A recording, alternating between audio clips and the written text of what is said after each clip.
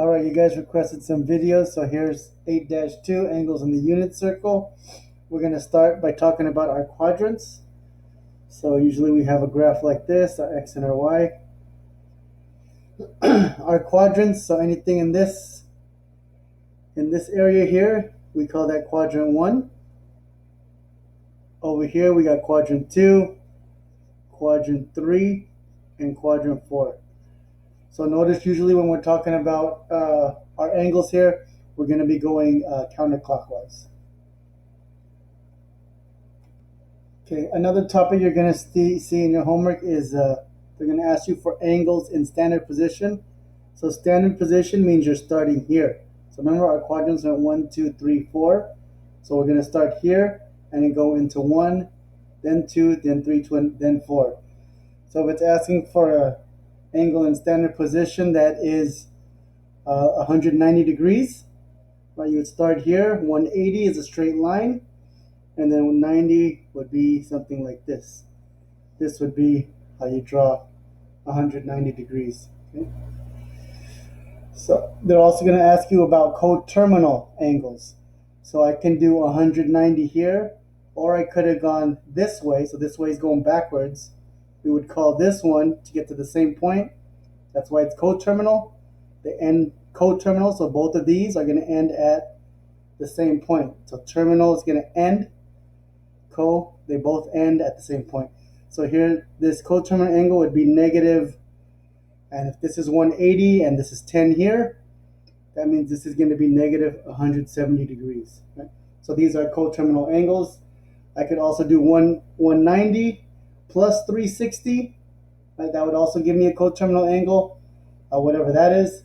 So here's the second part that you'll see on your homework is angles in standard position and coterminal angles. Okay, other questions you're going to see on Math Excel will be to evaluate the cosine of 240 degrees. So for these, what's really important is that you understand how to use the unit circle. So if you go into math, the next math class would be pre-calc. You're going to have these all memorized. So here, I'll give you a second to look up. I put an attachment on the assignment for the unit circle, and I'm going to get mine out right here.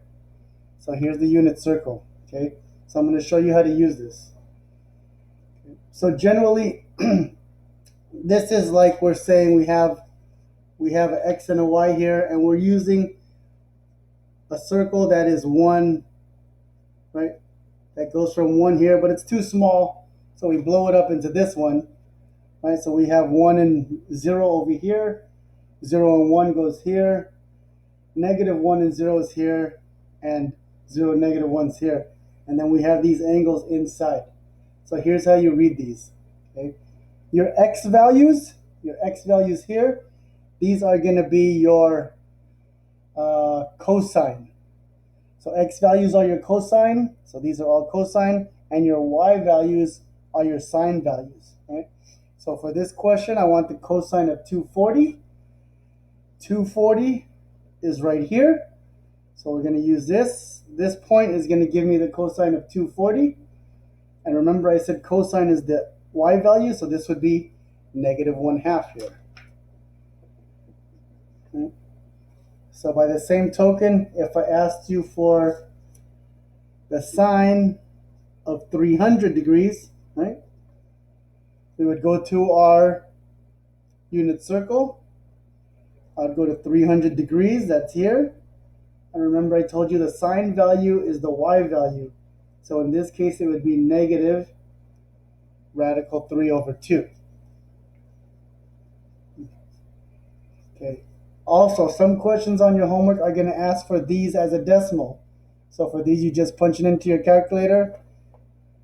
This is going to give you negative 0.5, right? Or, I should say, so some are going to ask for fractions and radicals. Some are going to ask for decimals. And for this one, I would put it into my calculator here. So we got